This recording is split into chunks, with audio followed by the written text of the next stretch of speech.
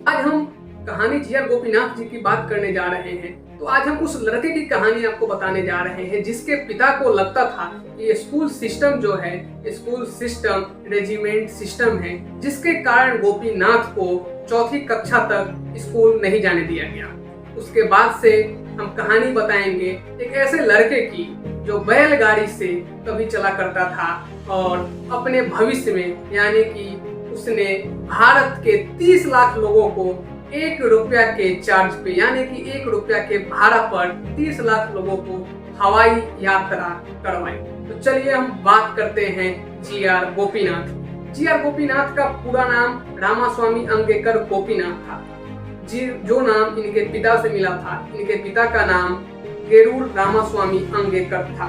गोपीनाथ का जो जन्म था, गोपीनाथ का जन्म कर्नाटक राज्य के हसन जिले के एक छोटे से गांव गेरूर में सन 1951 में 15 नवंबर को हुई। गोपीनाथ के जो पिता थे स्कूल शिक्षक थे और आपको हम बता ही चुके हैं उनको स्कूल सिस्टम एक रेजिमेंट सिस्टम लगता था, जिसके कारण उन्होंने अपने बेटे को चौथी कक्षा तक अपने घर पर ही पढ़ाया और 5वीं में उन्होंने उसे एक बगल के ही कन्नड़ मीडियम स्कूल में एडमिशन दिलाया।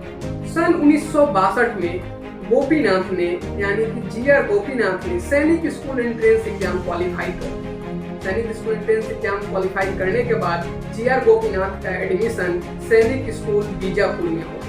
वहां से उन्होंने एडमिशन लेने के बाद पढ़ाई की और पढ़ाई के दौरान ही उन्होंने एनडीए नेशनल डिफेंस एकेडमी का एंट्रेंस का प्रिपरेशन किया और सैनिक स्कूल बीजापुर ने भी उनकी इसमें बहुत मदद की और उन्होंने एनडीए का एग्जाम क्वालिफाई कर 3 साल के अथक ट्रेनिंग के बदौलत एनडीए से पास होने के बाद उन्होंने इंडियन आर्मी ज्वाइन की और इंडियन आर्मी में एज ए कैप्टन यानी कि इंडियन एयरफोर्स ज्वाइन किया। तो इंडियन एयरफोर्स में एज ए कैप्टन उन्होंने ज्वाइन किया। As a captain Indian air force join करने के बाद उन्होंने 8 साल तक वहां अपनी सेवाएं दी। इस दौरान उन्होंने 1971 से 72 के बीच जो बांग्लादेश लिबरेशन वार चला, बांग्लादेश सेपरेशन वार जो था, तो पाकिस्तान और वेस्ट पाकिस्तान के बीच चला, जिससे बांग्लादेश एक नया देश बना। उस दौरान भी उन्होंने एयरफोर्स में अपनी सेवाएं दी और 28 साल के एज में उन्होंने अर्ली रिटायरमेंट ले ली। अर्ली रिटायरमेंट लेने के बाद और उनकी जो कहानी है एविएशन सेक्टर में, उससे पहले भी गोपीनाथ ने अपने दोस्तों के साथ मिलकर बहुत सारे अलग अलग सेक्टर में काम किया, जैसे कि उन्होंने पोल्ट्री फार्मिंग की, सिल्क की खेती की, डेयरी फार्मिंग की, मोटरसाइकिल का डीलरशिप लिया और हॉस्पिटैलिटी के क्षेत्र में भी जाने का प्रयास किया।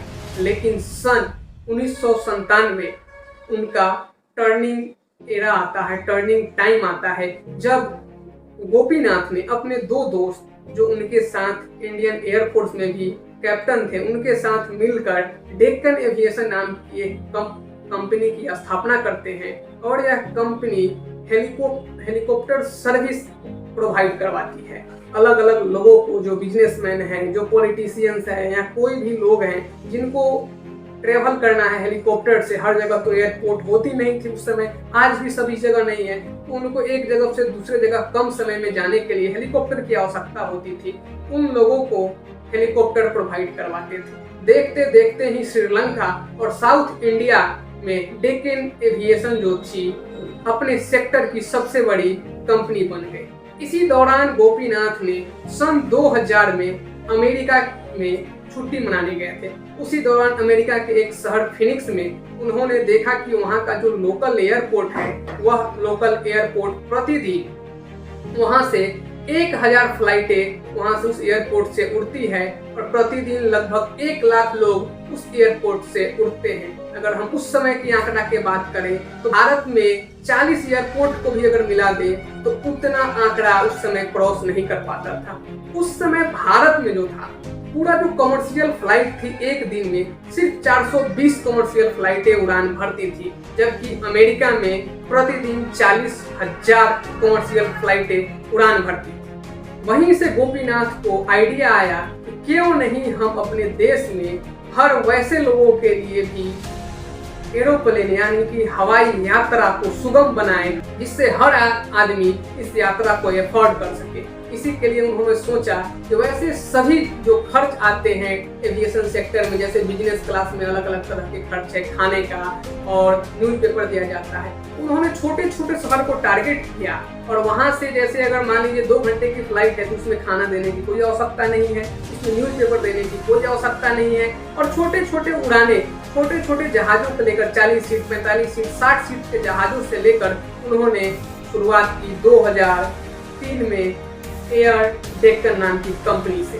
एयर डेक्कन की जब शुरुआत हुई उस समय 48 सीटों और 2 इंजन वाले 6 फिक्स्ड विंग टर्बोप्रूफ हवाई जहाज से पूरे कंपनी की शुरुआत हुई और एयर डेक्कन ने देखते ही देखते एविएशन सेक्टर में एक परिवर्तन ला दिया, जिसके बाद से हर कंपनी इसी तरह की छोटे छोटे फ्लाइटें उड़ाना इंडिया में शुरू कर दी और 2007 तक की अगर हम बात करें तो इंडिया के 67 यानी कि 67 एयरपोर्ट से 45 विमानों के साथ एयर डेक्कन जो कंपनी थी प्रतिदिन 380 उड़ानें भरती थी और उसके बदौलत 25,000 लोग को डेली एयर डेक्कन से ट्रेवल करवाती। स्टार्टिंग में जब एयर डेक्कन की शुरुआत हुई थी तो 2003 में एयर डेक्कन प्रतिदिन सिर्फ 2500 लोग यानी 2500 लोग ही ट्रेवल करते थे, लेकिन 2007 तक यह आंकड़ा 25,000 का हो गया था।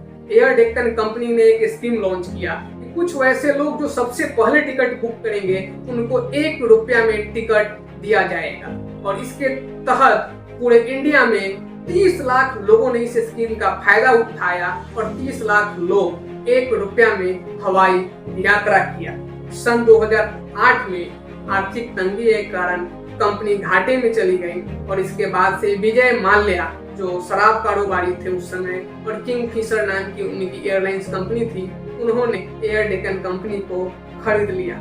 लेकिन जो इंडिया में कम दाम पे सस्ते दरों पर जो एविएशन सेक्टर में गरीब लोगों के लिए, कहने का मतलब मिडिल क्लास लोगों के लिए जो हवाई यात्रा सुगम बनाया वह गोपीनाथन की ही देन है। इसी को लेकर इनको बहुत सारा अवार्ड भी मिले। इनके ऊपर तमिल में एक फिल्म भी बनी है सोराराई पोथू करके, जिसका हिंदी वर्जन उड़ान करके अमेजन प्राइम पे है, आप जाकर देख सकते हैं। अपने इसी जर्नी को लेकर गोपीनाथन ने 2 किताबें भी लिखी। एक किताब जो है उनका जो टाइटल है सिंपली फ्लाई और दूसरा जो किताब है उसका टाइटल है you can not miss the flight essay on emerging India. जो उनकी कंपनी थी उड़ान स्कीम जब प्रधानमंत्री नरेंद्र मोदी ने लॉन्च किया उसके बाद से उनकी कंपनी भी फिर से इस सेक्टर में आई और कुछ जगहों से उड़ान स्टार्ट भी किया, लेकिन कोविड के दौरान फिर से पूर्ण रूप से कोविड के दौरान से एयर जो डेक्कन है वह बंद हो गई, जो अभी तक बंद है। आपको कैसा लगा एक मिडिल क्लास, एक लोअर मिडिल क्लास से निकलकर एक व्यक्ति इतना बड़ा बिजनेसमैन बनता है और समाज के लिए खास करके उस सेक्टर में अमूलचूल परिवर्तन ला दिया जिस सेक्टर में कोई कभी सोच नहीं सकता था। और 1 रुपया पर आप समझिए 1 रुपया पर 30 लाख लोगों को हवाई यात्रा करवाई। आपको हमारा यह कहानी कैसा लगा? हो सके कि आप यह कहानी पहले भी सुने हो, लेकिन आप हमें बताइए। और भी वैसे लोग जिनके बारे में आप हमसे जानना चाहते हैं, हम व्यक्ति विशेष नाम के सीरीज से आपके सामने हमेशा लाते रहेंगे। और आपको कैसा लगा यह कहानी, हमें क्या सुधार इसमें करना चाहिए, आप कमेंट बॉक्स में बताइए। बहुत बहुत धन्यवाद।